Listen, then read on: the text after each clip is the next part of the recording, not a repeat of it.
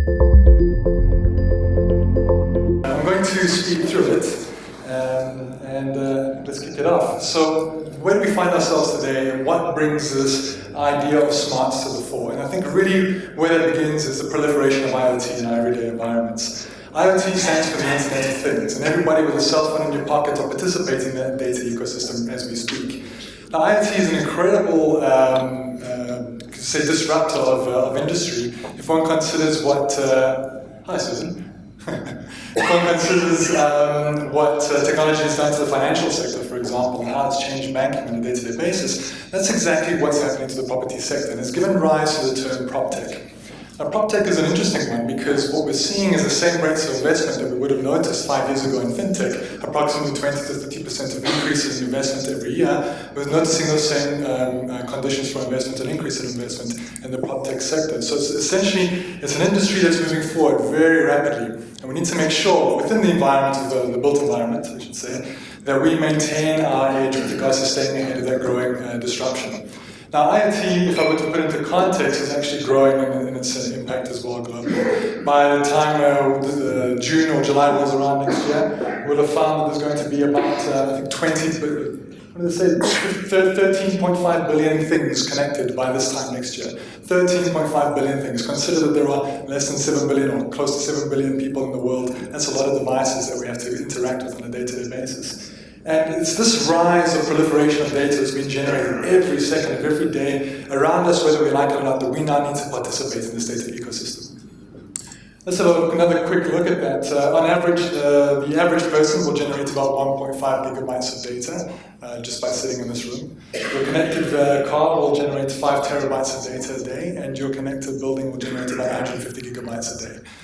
Sure, data, numbers, figures, that all sounds great and interesting. The important thing is what are we doing to actually make best use of it? How are we turning that into value? And that's essentially where the term smart real estate really comes about. It's transforming the idea of the physical building into a digital asset. We've got to make it work for ourselves. We've got to think about what we're doing to put buildings in the ground today. We'll continue to participate in this information ecosystem. And when we talk about an information, we can see that the city of today, not even the city of the future, is a result of a lot of different aspects, elements, data sources, and components coming together in an interesting and dynamic way. So your city of the future, for example, you've got your buildings, your highways, your vehicles, your people, very, very important. Energy management, smart grids, all of this is coming together. But what we find in the built environment is that all of these aspects are still very much fragmented.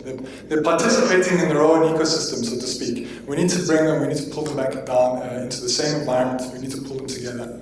When we can start to look at aggregating information from different sources, that's when true value is unlocked. So if we look at the cloud, for example, as a great way to do that, it's a highly scalable system that allows you to pay as you go, so to speak. You're only paying for what you use. And that creates a serverless environment that is agnostic of any kind of an on-premises solution, which means what you're doing is you're taking a physical asset that is essentially fixed and adding a digital layer of flexibility above it without any additional infrastructural requirements. This, of course, gives rise to certain market forces. We're looking at responding to digital mobility trends, the idea that you can work anywhere these days, and what is it doing to the office of the future? Sustainability initiatives. You can't have a smart building without it being a green building, otherwise, what are we trying to do here? We, of course, want to minimize costs, and we want to improve performance optimization. All of these things come into play into a point where you start to develop individual capabilities that when combined give rise to new features and new capabilities, such as citizen engagement and predictive maintenance, and all sorts of additional exciting things that actually lend value to property that was never there before. So what's interesting about the built environment is, well, the built environment is subject or prisoner to its own period of incubation. On average, it takes about 5 years to think about a building and deliver it on site to the point where the doors are open. Now consider that in the rate of evolution and the curve of development of your individuals and your businesses. That essentially means that in the space of 5 years, when you thought about a building to the point where you've delivered it, everybody else, your people and your businesses that are meant to occupy that space have already moved on. That's the equivalent of Apple trying to sell a cell phone today that they developed 5 years ago. And that's the space that we're all trying to occupy when it comes to the built environment. We're no longer thinking about our buildings as 4 walls and a roof that protect us from the elements. These are spaces that are meant to empower day-to-day activity, performance, our ability to be better at our jobs, our ability to shop when we want to have outcomes-based experiences, and to connect with each other better. So essentially, if I were to sum it up in one word, it was nicely summed up in the introduction, we're trying to create agile systems.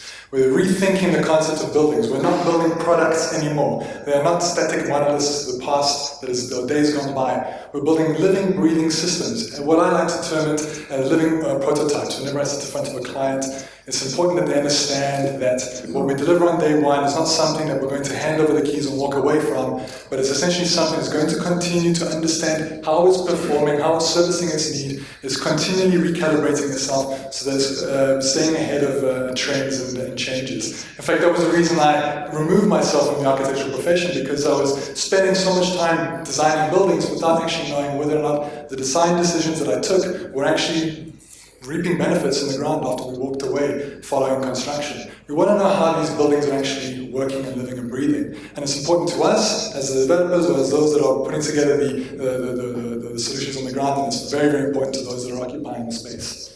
So if we have a look, for example, at this graph, this is an interesting survey that was put together by Harvard Business Review, where they looked at the top 5 reasons why people might want to invest in smart solutions. Number 1 reason was to improve or reduce facilities and operational costs, manage energy consumption more effectively, optimize floor plans and improve the utilization of physical spaces, improve productivity, and comply with sustainable policies and regulations. So essentially what this is looking at here is how do we stay ahead of human need in a lot of ways? How do we restrict risk from changing policy? Is this going to be factored in? Perhaps there'll be a carbon tax around the corner. Are your buildings necessarily prepared for that? And of course, what are we going to do to reduce costs and improve our margin? Now, these aren't necessarily the top 5 reasons why you should. This is essentially a representation of market sentiment today. So if you're a developer or a designer, this is essentially what your clients are expecting from a building now. And if they're not ticking these boxes, unfortunately, we're behind the curve. Your asset would, if it's not meeting these requirements, is now losing market value relative to those that can. So the idea of bricks and mortar always maintaining value is no longer necessarily the case because it's missing out on the data argument. Now, when we talk about a smart solution, we have a nice definition in Deloitte. Smart buildings are digitally connected structures that combine optimized building and operational automation with space management to enhance user experience, increase productivity, reduce costs, and mitigate physical and cybersecurity risks. That's a mouthful, right? But there's a lot that goes into that. A smart building is more than just a sensor. It's more than just a thing that counts the number of people who are walking through the door, or it's more than just something that tells you how much electricity you're using on a day-to-day basis. It's about developing an ecosystem of capability. And when you do that, you've got benefits to the tenant and benefits to the owner. You're talking about preserving asset value. You're also talking about reducing risk because a smart building knows how it's performing. You can think about things that are going to go wrong before they go wrong. You're talking about understanding people within that space. And in a retail environment, very important that you've got an understanding of the individual consumer as opposed to just the aggregated herd mentality of thinking about how many thousands of people might walk through your door and what percentage might peel off into a certain line shop, etc. So essentially, we're talking about closing that physical-digital loop. A smart building is about understanding the relationship between me and my physical space. It's about taking that understanding of that relationship, digitizing it to the point where we can apply analytics. Then it's taking those analytics and delivering them back into the physical environment to enforce change. So what we're talking about is taking information, or taking data, giving it a context of application, turn it into information, and then make that knowledge because that's going to inform decision-making in the long term. This is one of my favorite slides. It speaks to a number of classical aspects. On the left-hand side, you'll see that we've got a 10, 100, 1,000. Now, this is an interesting point of view from on the basis of return on investment. So this is actually usually applied to a 330-300 rule that's used in the States, but I've made it a bit more applicable. What this is saying is that in a space like this, for every 10 square meters that a space is that a building has, the occupant of that space will spend 10 rand for that equivalent square meterage on energy efficiency. That same amount of area, that occupant will spend 100 rand on space management and facilities management, and basically the space efficiency. And will spend the equivalent on that same amount of area, 1,000 rand on employee productivity and staff wellness. So if you're having a conversation with a corporate tenant, for example, you want to move into your building, and you want to talk about return on investment, sure, it's important that we talk about green buildings and how we can get things energy efficient, but that's only going to take up 10. If you want to talk about massive return on investment, 10 times that investment can be delivered if we're talking about optimizing space utilization. And 100 times that can be offered if we're talking about making sure that we're having an environment that's conducive to enabling a better work and productivity. So that's an interesting spin that smart real estate has now brought to the table. The return on investment conversation becomes much more empowered. Now, if we talk about how it's delivered, we've got 3 layers that we usually apply ourselves towards. We have an infrastructure layer, we have a data aggregation and analysis layer, and an application. It's essentially talking about the Maslow hierarchy of needs. Now, to build it up from the very bottom, an infrastructure layer is about how do we develop the information? What are the data sources? Your lights, your building management systems, your air conditioning, temperature sensors, etc. Now that's very, very important because you've got to build that information basis. What that means then is that you've got a lot of sources that you need to bring together in a meaningful way, which means we need to aggregate into a platform to apply analytics to the whole picture. And it's when you do that, you can start to develop insights according to which you can develop monetized information. And once you've got those insights developed, you need to deliver them to the people on the ground. And that's what the application layer is all about. It's about delivering it to the people that are essentially going to be using the space, because at the end of the day, if we don't feel it on the ground as occupants in an environment, then whatever interventions we've taken have failed. And if you've got an application layer that's specifically developed that allows for two-way communication, then we can start to learn from human physical interactions, and we can build those lessons into a knowledge feedback loop and essentially remodify the space to fit so we're staying ahead of the curve. And that's essentially the ecosystem we're trying to create. So how do we do it? I've already spoken about the Internet of Things plus buildings equals smart assets, and transforming data into knowledge is essentially what we're talking about. But what's important is smart is not automated. Smart is more than automated. So at the moment, an automated building, typically you'll find these buildings that have EMS within them. They sense a problem, they treat a problem. Something breaks, we fix it. A smart building is about getting ahead of that. It's about identifying why the problem occurred. It's about assessing the risk of the problem once it has occurred and what it might mean if it were to occur again. It's about planning contingencies, and it's also about predicting and preparing for that problem before it becomes something that affects operations. So you can see that the conversation is very, very different. And when we apply that kind of a methodology, we can really start to apply it to aspects such as maintenance, so we can fix things before they break. We can apply it to experience and occupancy. How do we know that we're delivering the best value to people on the ground? What do they need and what will they likely need in 1 year time? And of course into operations. What are we doing to make sure that that building is being a good retail center or a good office building?